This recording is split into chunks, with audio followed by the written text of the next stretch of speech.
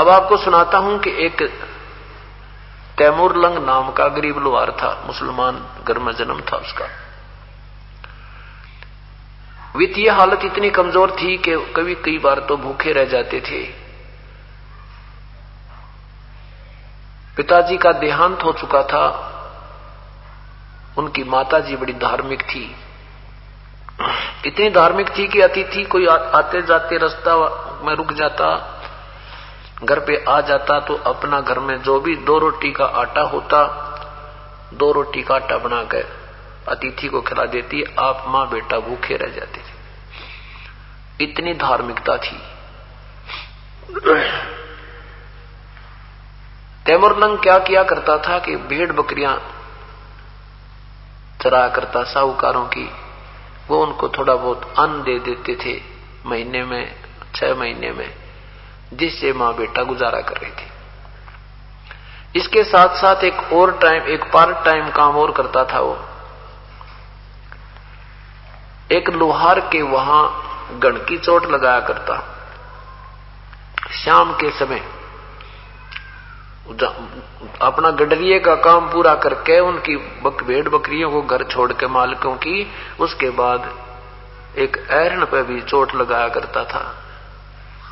गण लगाने की ड्यूटी अपनी नौकरी करता था, उससे भी वो कुछ अन्न दे देता था, जिससे मां बेटा गुजारा कर रही थी।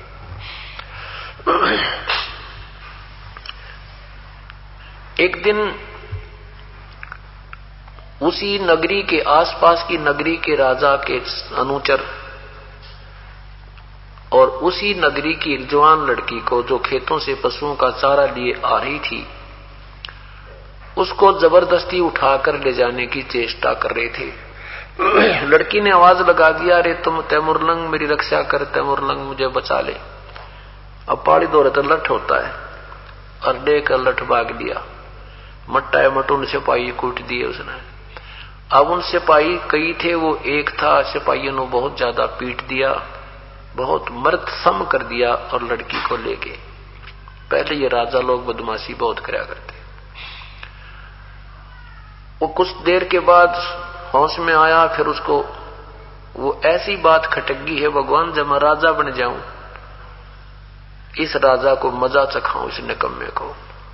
इसने हमारी बहन बेटियों की, हमारे गांव की इज्जत लूटी है। ऐसे उसके मन में खटक लागी, हरदम वही रट रहे। एक दिन भेड़ बकरी चरा रहा था जंगल में, गांव के साथ ही बकरियां दोपहर के समय अपने एक तालाब के आसपास बैठा रखी थी, वृक्ष के नीचे स्वयं खाना खा रहा था।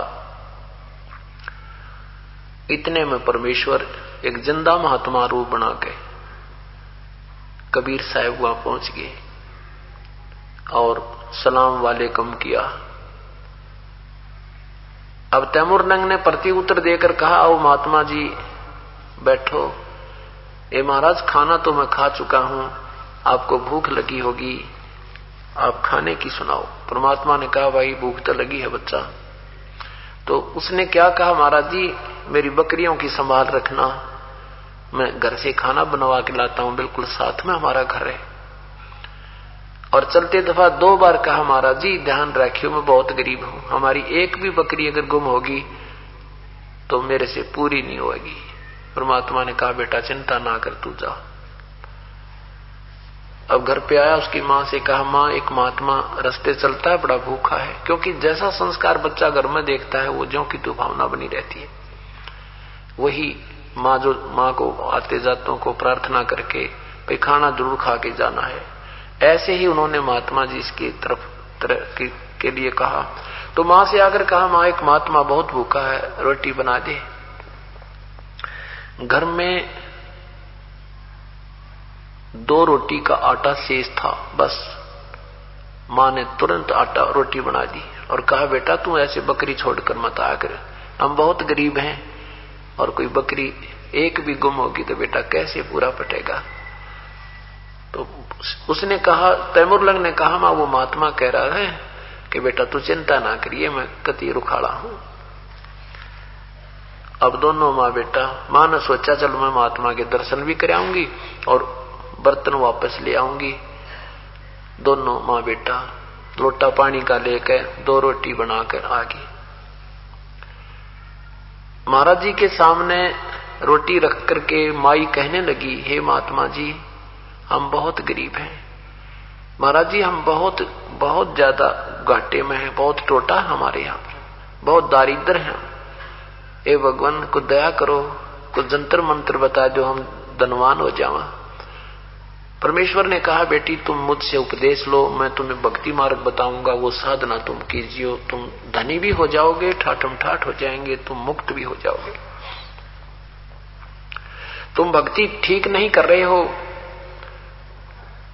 जो साधना तुम कर रहे हो, 5 बार की नमाज और ये रोजे रखते हो, ये परमात्मा पाने की या धनवान होने की, कर्म संस्कार बदलने की नहीं है। और साथ में तुम मांस खा रहे हो, ये मांस खाना महापाप है। तो काफी बात कही। माई ने कहा, जी हमारे तो ये प्रसाद रूप में खाते हैं, हम वैसे मांस नहीं खाते हैं।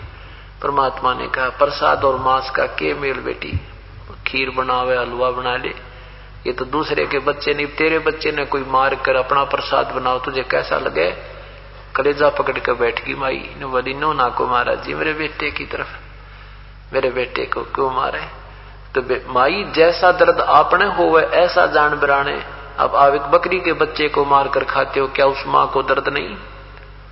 बुढ़िया की आंखों में पानी आ गया, क्योंकि हमारे पहले पूर्वज बहुत धार्मिक थे, दयालु थे, लेकिन साधना ठीक ना मिलने से वो सारे हम भक्ति से दूर कर दिए और करड़ा दिल बना दिया हमारा।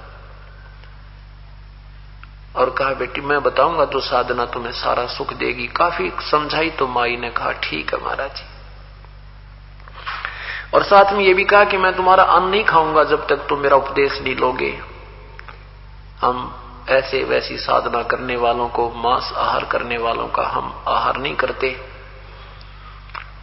तब माई ने उपदेश ले लिया और तैमूर लंग ने भी दे लिया। दोनों माँ बेटा ने भगवान का उपदेश ले लिया। भगवान खाना खाने लगे। एक ही रोटी परमेश्वर ने खाई। जब तक खाना खाया तो माई ने 20 बार प्रार्थना की, हे महाराज जी हम धनी हो जाएंगे, हे महाराज जी हमारा ये कर्जा उतर जाएगा। अब देखो, अंधा आंखें मांगता है, बांझ पुत्र मांगती है, निर्धन धन ही मांगता है। भगवान तो फिर बाद में मांगेंगे जब ये रिक्वायरमेंट पूरी हो जाएंगी। तब क्या कहा, अब परमात्मा ने क्या किया, वहां एक बकरी बांधने की बेल पड़ी थी, लोहे की चैन सी होती है बकरी पशु बांधने की, उस बार बेल उठाई, एक रोटी खाकर जल का लोटा पीकर परमात्मा ने वह लोहे की बेल उठाई और उसको 4 बार मोड़ दिया, वह 1.5 फुट की रहेगी। और खड़ा होकर के उस तैमूर लंग की कमर में परमात्मा ने 7 बेल मारी नो, 1 2 3। अच्छा कड़ाका उठता जी खे पर दर्द ना हो, ऐसा मारे जैसे लाडों में मारा करे, प्रेम में मारते। और फिर मारे मुक्के और लात। अब माई ने सोचा कि ये तो पागल आदमी था और मैंने घनी बार इसको कह सुन दिया, ये पागल ने मेरा बेटा कूट दिया। मन में ऐसी विचार आई, कहने लगी, महाराज जी मेरे बच्चे ने कोई गलती कर दिया, आपने इसको मार रहे हो, कूट रहे हो। परमात्मा ने कहा कि ये जो 7 बार सांकड़ मारी है ना, ये बेल मारी है तेरे बेटे के, माई तेरे बेटे को 7 पीढ़ी का राज दे दिया, 7 पीढ़ी राज करेगी तेरा। और पीछे ये लात लो तुम्हारी है ना, फिर तुम्हारा 7वीं पीढ़ी के बाद राज्य खंड हो जाएगा, टुकड़ा में बट जाएगा। माई ने सोची ये तो बिल्कुल बुद्धू आदमी है, रोटी समय पर मिल नहीं रही और कह रहा तुम्हें 7 पीढ़ी का राज दे दिया। इतना मन में खोट माई का आया था, परमात्मा अंतर्ध्यान हो गए, सामने से ये अदृश्य हो गए, दिखे को ना। अब दोनों माँ बेटा रोने लग गए, माँ ये तो भगवान था, ये तो कोई फरिश्ता था, ये तो अल्लाह की जात थी, ओहो हमने समझा नहीं, पहचाना नहीं। अब माई कहती, बेटा मेरे मन में ऐसी उठपटांग बातें आएगी, शायद भगवान नो रुष के हो हमारे से। कोई बात नहीं, बात आई गई हुई। कुछ दिनों के बाद क्या हुआ कि ये तैमूर लंग उस ऐरण के ऊपर घण मार रहा था, जैसे लोहार कोई चीज बनाने को अगर मार जोर जोर से, तो उस ऐरण के साथ से, उस लोहार के उस इंस्ट्रूमेंट के साथ तय चींटियों का बिल था, सींक जितना तो बिल एक सिंह का इतना तो उसमें द्वार था और बाहर चींटियां निकलाई इतनी है भगवान, काली धरती होगी वहां आसपास गणिए। अब तैमुरलंग ऐसे चोट भी मार रहा है और देख रहा है भगवान तेरी लीला तू ही जाने अल्लाह। एक सीख जितना सुराख है इसमें ये करोड़ों और अरबों चींटी भगवान के ऊपर फिट कर रखी और इनको कहां से तू आहार देता है। अब रात न सो गया। रात्रि के समय वो परमात्मा उसी रूप में जिंदा महात्मा के रूप में दर्शन दिए कि तैमुरलंग जहां तूने वो चींटी देखी थी उसके नीचे एक बहुत बड़ा खजाना दबा हुआ है और उस ऐरण वाले से तू वो ऐरण मोल ले ले वो स्थान। तैमुरलंग ने कहा प्रभु गरीब आदमी मैं कैसे मोल लूंगा कि ये मेरा काम है, तू एक बार प्रार्थना करना जाके। जब परमात्मा काम बनावे तो दोनों तरफ खेलता है। तो सुबह उठा उसकी मां ने, मां को भी ही दर्शन दिए, संत जी दिखे उसी रूप में दिखाई दिए। तो मां ने, तैमुरलंग ने कहा मां वही महात्मा जी मुझे आज स्वप्न में दिखाई दिए थे और ऐसे ऐसे सारी कहानी वो बताकर चले गए। मां कहने लगी बेटा दिखाई तो मुझे भी दिए थे पर वो कह क्या रहे थे ये मैं समझ नहीं पाई। बेटा देख ले ट्राई करके, अगर वो ऐरण दे देता है। उधर से परमात्मा ने उस ऐरण वाले के मन में ऐसी प्रेरणा भर दी कि मेरे पास काम ज्यादा हो गया, ये स्थान थोड़ा है, भीड़ भड़ाके की जगह होगी, मैं ये कोई मेरा 1 वर्ष में भी दे देना पैसे उसने भी दे दूं और मैं अपना अलग से कोई स्थान लेकर के वहां बढ़िया ढंग से बनाऊंगा। मेरा अच्छा काम चल गया। अब तैमुरलंग गया, डरता डरता सा विचार किया कि मैं आपसे एक प्रार्थना करना चाहता हूं। हमारे पास अभी पैसा देने को तो है नहीं, 1 वर्ष में तेरा पैसा पूरा कर देंगे। मेरी मां कह रही थी कि हम अपना काम स्वयं कर लें, तो मैं सियाना हो गया हूं, बड़ा हो गया हूं, मैं भी लोहार का काम कर लूं, यू ऐरण मुझे दे दे, ये स्थान मुझे दे दे। उधर से वो ऐरण वाला सोचे हे अल्लाह आज ही मन में सोची थी आपने बड़ी सुनी मेरी तय, कोई बात नहीं भाई, पर 1 वर्ष में नहीं देगा ना फिर देख ले, मैं वापस ले लूंगा अपना, अगले 1 वर्ष में तेरे पूरे कर दूंगा। उसने उसको संभाल दिया, वो टूटा फूटा ऐरण भी उसके पास ही छोड़ दिया और उससे कर सौदा। अब माँ बेटा ने दोनों लग कर मिट्टी की दीवार बनाई, उस पर झोंपड़ी गाड़ ली और रात ने खोद कर देखा उसमें वे भगवान। तो परमात्मा ने संकेत किया उसको स्वप्न में कि ज्यादा मत दिखाना दुनिया को। उसने थोड़ा सा निकाला, भेड़ बकरी ले आया, फिर वो बेच दी, फिर ले आया, फिर बेच दी महंगी सस्ती, तो फिर घोड़े ले आया वह बेच दिए। तो दुनिया ने सोचा भाई इसका तो व्यापार ने हाथ पकड़ दिया, अर्थात ये तो व्यापार से बहुत बड़ा बढ़ गया और बढ़िया मकान बना लिया, खूब सुथरी तियां रहने लग गया। फिर उसके हुआ बात फिर याद आई कि अगर मैं राजा होता तो इस राजा ने वो बन जाऊं तो इस राजा ने मजा चखाऊं जो बहन बेटियों की इज्जत लूटता है निकम्मा। तो उसने राजा बनने की सोच ली। गांव के नगर के जवान जवान बच्चों को ले गया एकांत में जंगल में और वहां उनसे मीटिंग करने लगा, भाई अपने साथ ऐसे दुर्व्यवहार होता है, देखा था ना अपने गांव में ऐसे हुआ था ऐसे हुआ था। नौजवान बालक होते हैं उनमें ज्यादा उमंग होती है, गर्म खून होता है। ने बोला भाई ठीक है तैमुरलंग बोल क्या करें कि मैं राजा बनूंगा तो मेरे सैनिक बन जाओ और 1 रुपया 2 रुपये उनकी फीस दे दी कि 1 में तुम्हारी ये जो है तनख्वाह दिया करूंगा। पहले 1-2 रुपया बहुत होया करता चांदी का। तो वो सारे बालक गांव के 150 गांव के दूसरे गांव के कहना जिक्र नहीं करना कहीं पर भी, रिश्तेदारों में यानी कई हजारों की संख्या में एक बड़े बहुत गहरे वन में ट्रेनिंग सेंटर खोल लिया। लोहार था अपनी ढाल और तलवार बनाने लग गया। सबको ट्रेनिंग देनी सीख ली। पुराने जो रिटायर फिटार थे हुए मिलिट्री वाले हुए बूढ़े बाढ़े बढ़ो लिए, तो उन्होंने उनको ट्रेनिंग दे दी और उसने उसी राजा पर जाके एकदम सुबह सुबह दावा बोल दिया।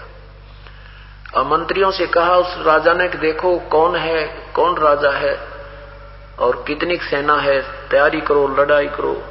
अब परमात्मा जब कृपा बख्शे 1000 सैनिकों के 10,000 दिखाई दे। उसने सोचा उठा जो उसी मंत्री ने, उन्होंने कहा कि राजन बहुत कोई अंदाजा नहीं है कि कितनी, कोई सीमा नहीं है उनकी, इतनी जो है ना सेना आ गई है और कोई फायदा नहीं युद्ध करने से, सरेंडर करना ही उचित है। कहते हैं उस राजा ने सरेंडर कर दिया अपना।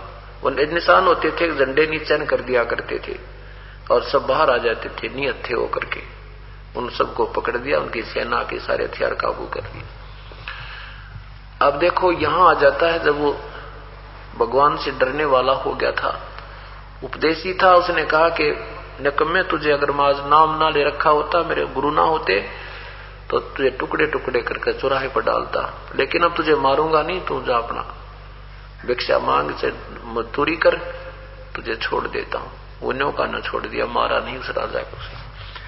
और फिर उस राजा की सेना ली, फिर दूसरे राजा पे अल्टीमेटम भेज दिया, उन्होंने भी सरेंडर कर दिया। कहते हैं दिल्ली पर भी तैमूर लंग का राज्य हो गया और यहां पर अपना एक नुमाइंदा बैठा दिया दिल्ली के तख्त पर। तो कहते हैं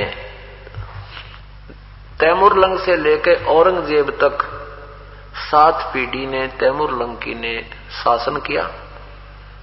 औरंगजेब के बाद ये इनका राज्य टुकड़ों में विभाजित हो गया था, ये इतिहास गवाह है। रोटी तैमूर लंग को दीनी, ताते 7 बादशाही लेनी।